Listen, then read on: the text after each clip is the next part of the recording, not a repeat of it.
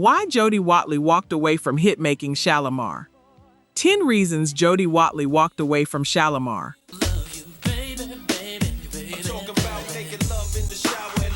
Not after the hits dried up, not after the crowds thinned. She left in 1983, while the records were still charting, while the group was still selling out rooms in England, while the next album was sitting in the pipeline waiting to ship. People have spent 40 years calling that a mystery. It isn't. It's a list, and every item on it is documented. But before I tell you why she left, I need you to understand what she left, because that is the part that makes everything else land. Yeah, nobody but you and I. 10. She was cast into a group that did not exist. Before I tell you what Shalamar was, let me tell you who she was. Jody Watley was born in Chicago. Her godfather was Jackie Wilson. She stood on a stage beside him at 8 years old.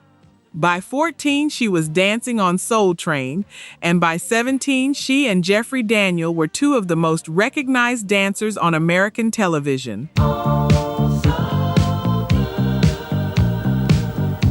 That is who was recruited, a performer with a stage life that started before most children learn long division. Now here is what she was recruited into.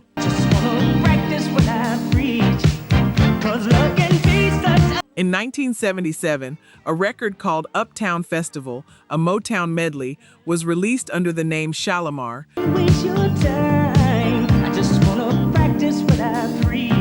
There was no Shalamar. It was session musicians and session singers, cut in a studio, credited to a name that belonged to nobody. Dick Griffey, the booking agent for Soul Train, put it out as a faceless product, and it became a hit.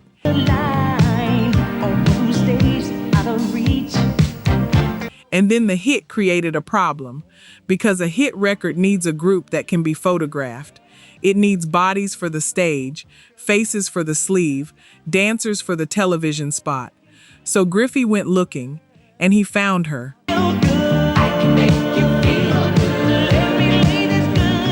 I want to be precise about this. She did not join a band. She was cast into a brand that already had a chart position. The name came first. The people came second, assembled to service a record that had already succeeded without them.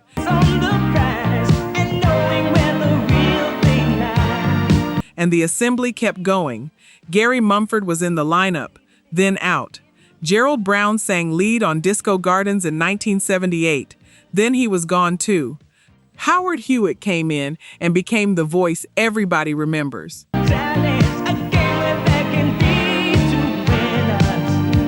Two frontmen replaced inside 2 years. She watched both of those changes happen from the inside.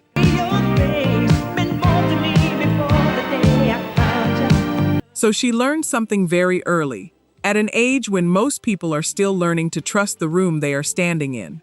She learned which parts of Shalamar were considered replaceable.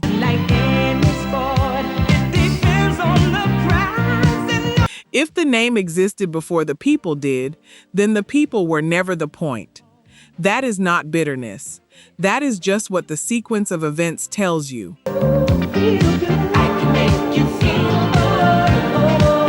And if a record like that was spinning in your house growing up, you probably never thought about who was actually singing on it. Almost nobody did. That's the whole design.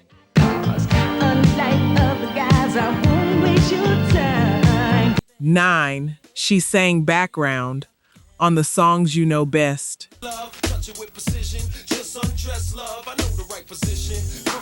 You know this song. It has been at weddings you attended, in cars you rode in, on radio stations you didn't choose. But knowing the song and knowing what it cost, those are two different kinds of knowing. Let me give you the second one.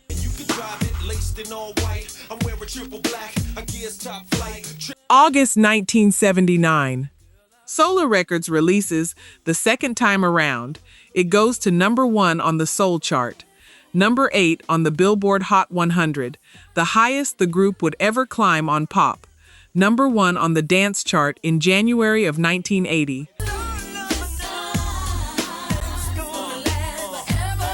That is not a modest hit. That is the record that made Shalamar a national name. And Jody Watley is singing background on it. Not on that one alone. She sang background on This Is for the Lover in You. She sang background on Dead Giveaway. She co-led on Make That Move and on A Night to Remember. And those are real, and they matter. But the pattern is unmistakable when you lay the catalog out flat.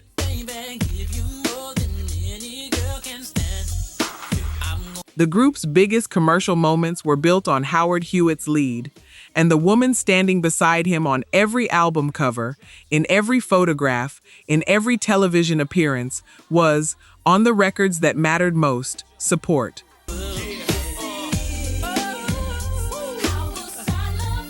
And I want to say this carefully, because there is a difference between an accusation and an observation. Nobody stole her voice. She was in the room. She was on the record. But there is a specific kind of erasure that happens when the public assumes you are a lead singer for 6 years and the credits quietly say otherwise.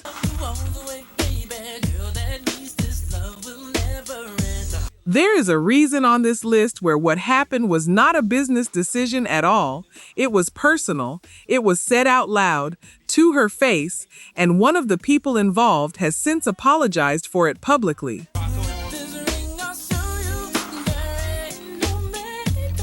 We will get there. She was famous for a voice the public had barely heard. Real talk. Only 9% of you are subscribed. That hurts. We're spending hours digging through archives, fact-checking every detail, bringing these stories back to life. And if you're watching this far, you clearly care. So hit subscribe. It's free and takes 2 seconds.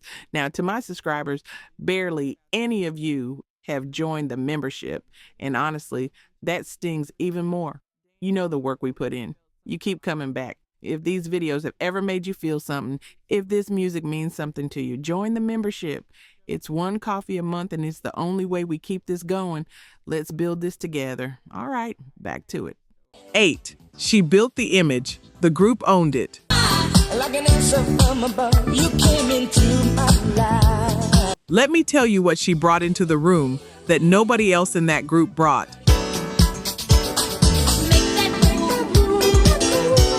She brought a visual language, the clothes, the posture, the way she carried a camera. Shalamar were written about as fashion figures, not just a vocal act, and a great deal of that came from the woman in the middle of the photograph.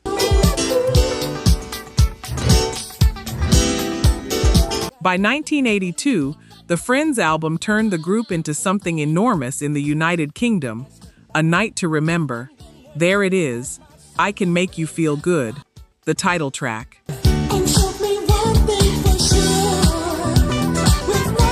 British audiences did not treat Shalamar like an American import. They treated them like their own.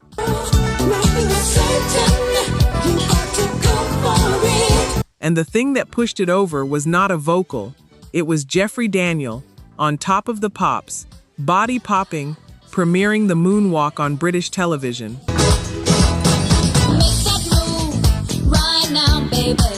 Michael Jackson had already been watching them from home. He took his 12-year-old sister Janet to see the group perform at Disneyland.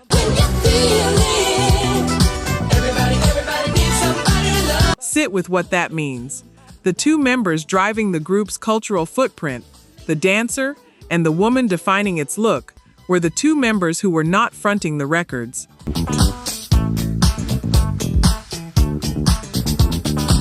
The style was theirs. The choreography was theirs. The reason a British teenager taped the show was them. And when the machine described Shalamar, it described a Howard Hewitt vocal group.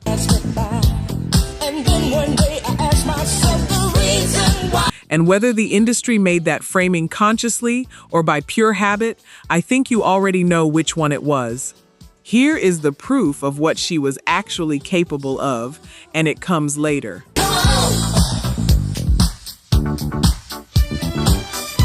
When she made her solo debut, she styled herself. She art directed herself. She built one of the most imitated looks of the decade with her own hands.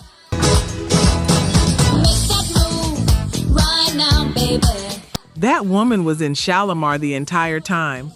The credit just went to a group name. Like an answer from above, you came into my life. 7. There was no pen in her hand.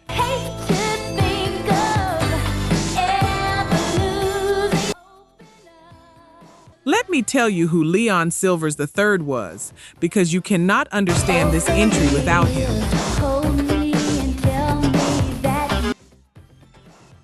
He was one of the finest producers in black music at the turn of the 80s. He shaped the solar sound. He produced Shalamar's Run. He is a large part of why those records still sound expensive 45 years later.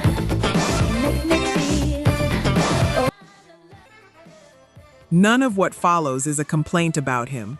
But look at the songwriting credits on Shalamar's biggest years. Silvers, William Shelby, Kevin Spencer, Dick Griffey. Look for Jody Watley on the hits.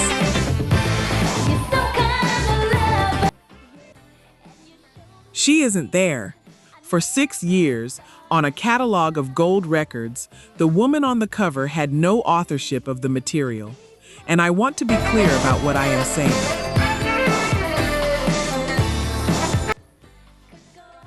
In that system, that was normal. Solar was a factory in the best sense of the word. Writers wrote, producers produced, singers sang the thing they were handed. Motown ran the same way. Nobody was breaking a rule.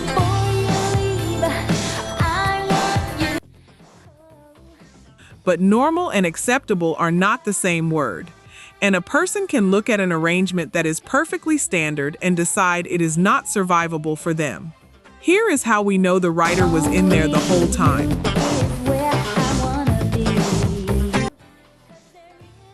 Four years after she walked out, she sat with a tape of instrumental tracks and wrote a song called Looking for a New Love. Her name is on that credit.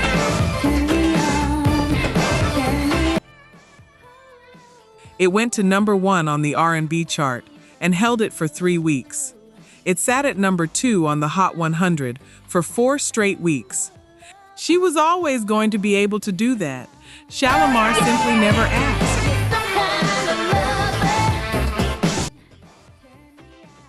And I will say plainly what most retellings won't. A system that keeps a writer from writing for 6 years is not neutral. It is a choice somebody made, over and over, every time an album cycle started. 6. The money did not match the machine.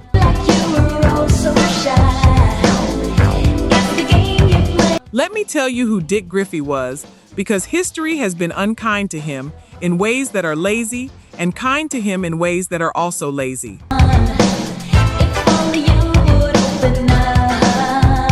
He was the booking agent for Soul Train. He built Solar Records from nothing into one of the most important black-owned labels of the era. Don't you want me? In March of 1980, the New York Times ran a piece asking whether Solar could become the Motown of the 80s. That is the altitude we are talking about.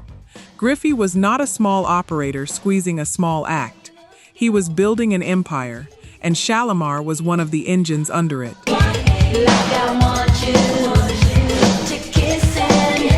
And when Jody Watley has explained her departure, the reasons she has given are consistent, and they are two: the artistic direction of the group and the financial one. Don't you want me? The classic lineup went gold in America repeatedly. They sold across 2 continents.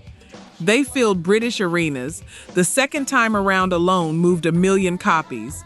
Now hold that beside a member who had no writing credits, no publishing on the hits, and background vocals on the biggest sellers.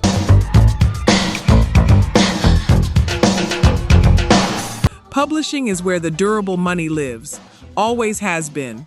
If your name is not on the song does not pay you the way it pays the people whose names are.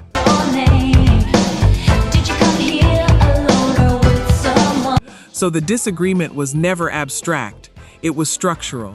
She was inside a business that was growing dramatically, and her position in that business was fixed.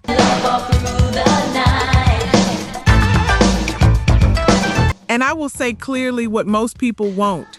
When an artist tells you they left over money, the reflex is to hear greed. Hear it differently. Hear it as a person who did the arithmetic on the next 20 years of her life and did not like the result.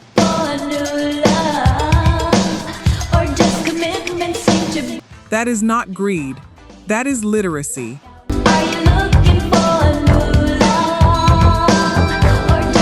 5. The schedule left no room for a life.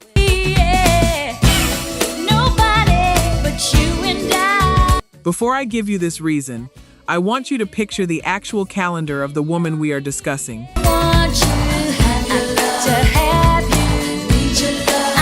5 albums between 1979 and 1983. Big Fun, 3 for Love, Go For It, Friends, The Look, plus American touring, plus British touring, plus television on 2 continents.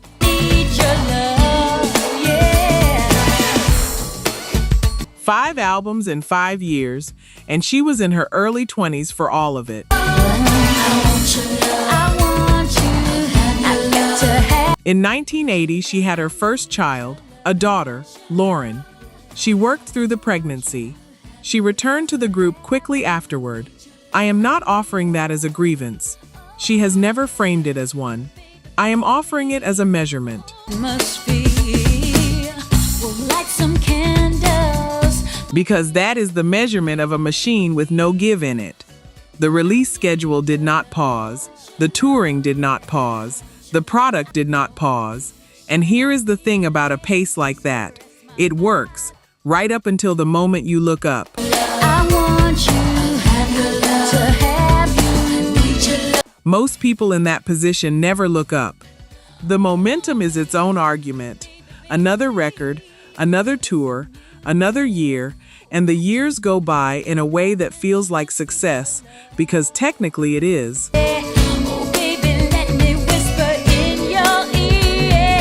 She was inside a group she had not chosen the shape of, singing songs she had not written, on a schedule she did not set, and she was 23 years old. Talent without ownership is just labor with better lighting. I love it and kissing so passionately. So by the end of 1982, the conditions were already in place. The frustration was already built. Everything on this list from 1 to 7 was already true.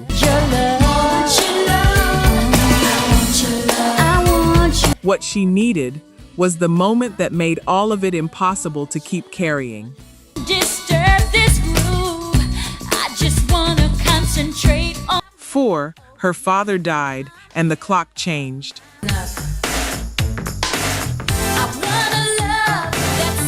Let me tell you who this man was before I tell you what his death did.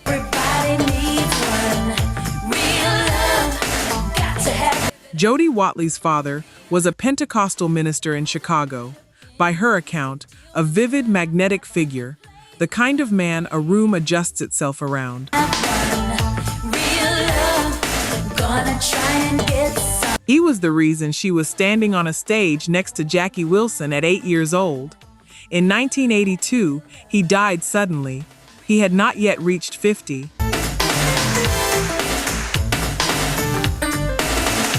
And Jody Watley has said, directly and in her own words, that his death was one of the final catalysts for her leaving Shalamar. That it functioned as a warning, that life is short, that it is unpredictable, that you should be happy while you can be.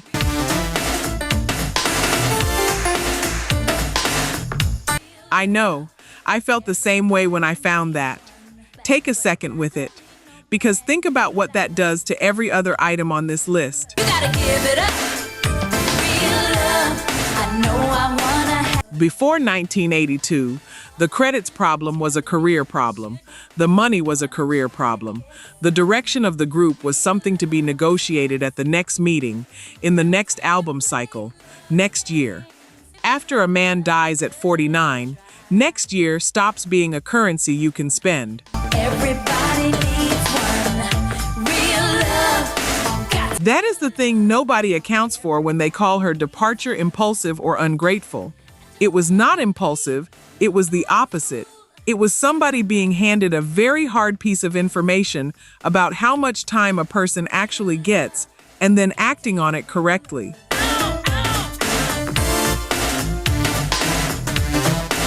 And if this part of her story is new to you, that is not your fault.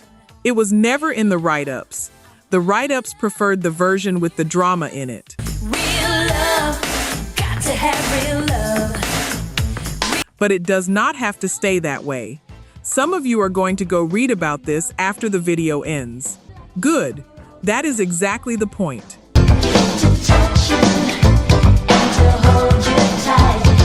3. Something was said outside a hotel in London.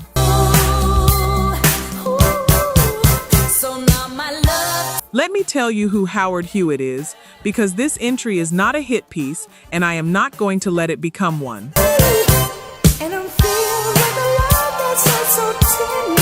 He was one of the great male R&B voices of his generation. He carried those records. Without him, there is no Second Time Around, no A Night to Remember, no Shalamar as anybody remembers it.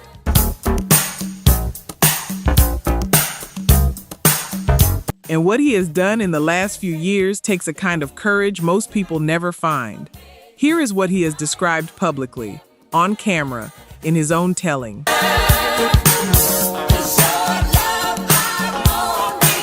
There was an argument outside a hotel in London where the group used to stay. Watley and Daniel had come to confront him. It got loud. And what Hewitt has recounted, as it was relayed back to him years later, is that in the middle of that argument, he told her she would never be anything without Shalamar. He has said he cannot remember whether he said it. He has never denied that it landed. That landed for you too. I know it did.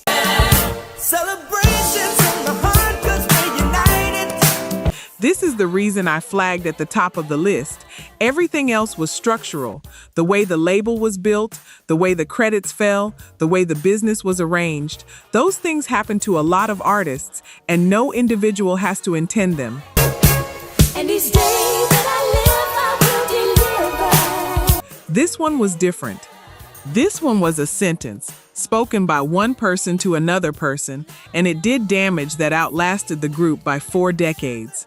And here is the part I want you to hold on to.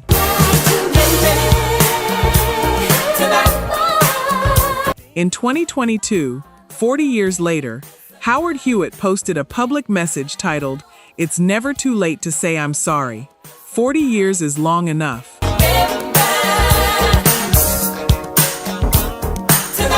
He apologized for words he spoke to her. He said he could not take them back. He said he was sorry for his part in the whole situation. 2 people, both in their 60s, one of them still carrying a sentence he may not even remember saying. Get ready, darling, tonight, baby. That is what happens when the thing is never resolved. It does not go anywhere. It just waits.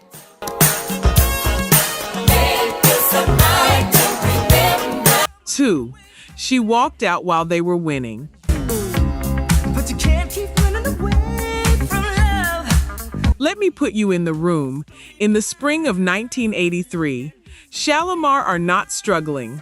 Shalamar are at altitude. The British market is theirs. The next album is finished and sitting at the label waiting for a release date.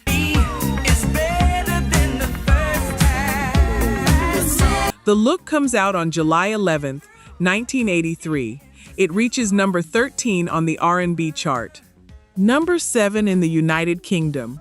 It goes gold in Britain. Its single, Dead Giveaway, earns a Grammy nomination.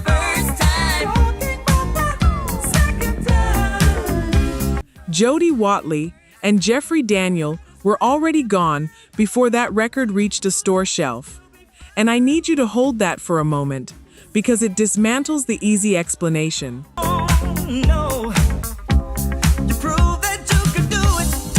She did not flee a sinking ship.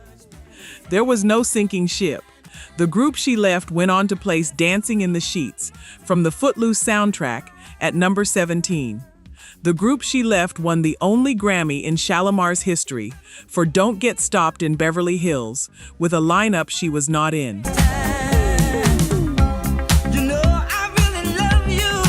The machine kept producing. It just produced without her. Which tells you the single most important fact about her departure.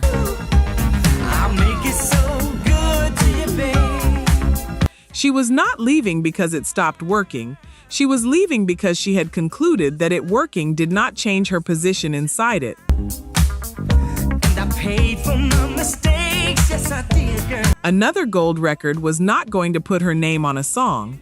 Another sold-out arena was not going to move her off background vocals. That is a much harder thing to do than quitting something that has failed. Anybody can leave a burning building. Walking out of one that is still standing, still profitable, still applauding, while every person you know tells you that you are insane.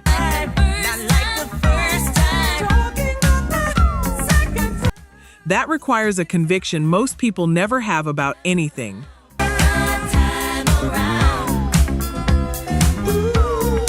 One, she wanted her name on it.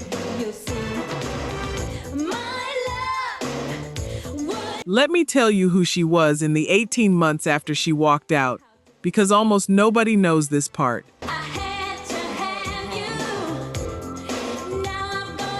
She was not a star. She was a former group member in England, with no record deal, doing modeling work, singing guest vocals on a musical youth album, releasing a couple of British singles under just her first name.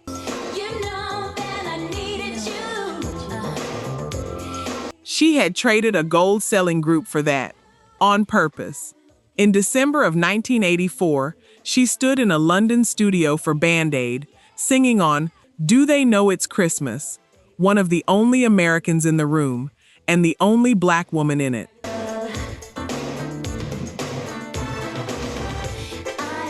Then 2 singles on Mercury that went nowhere, backed by members of Art of Noise. 4 years of the wilderness. 4 years of being the woman who had left Shalamar, and then, on January 6, 1987, MCA released a song she had written herself. Looking for a New Love. Number 1 on the R&B chart for 3 weeks. Number 2 on the Hot 100 for 4 consecutive weeks. One of the only singles of that entire era to sit at number 2 for 4 weeks and never reach the top. Number 1 on the dance chart. Number 1 in Canada. The album went to number 1 on the R&B chart and top 10 pop. She wrote it. She styled it. She art directed it. The look in that video became one of the most copied images of the decade.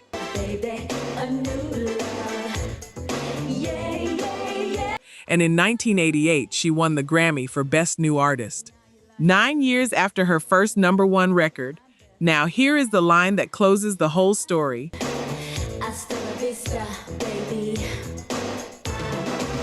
In May of 2014, after a lengthy examination process at the United States Patent and Trademark Office, Jody Watley became the legal registered trademark owner of the name Shalamar.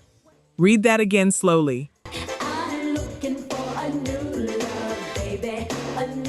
The girl who was cast into a name that already existed, who sang background on its biggest record, whose pen was never on a page, who was told, if the account is accurate, that she was nothing without it.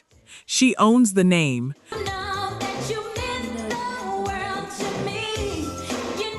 That was the reason underneath all 9 of the others. Not fame, she already had that. Not money, she was earning ownership, her name, on the thing she made, permanently. You'll see my love would. Some artists give everything to the culture and wait for the culture to return the favor.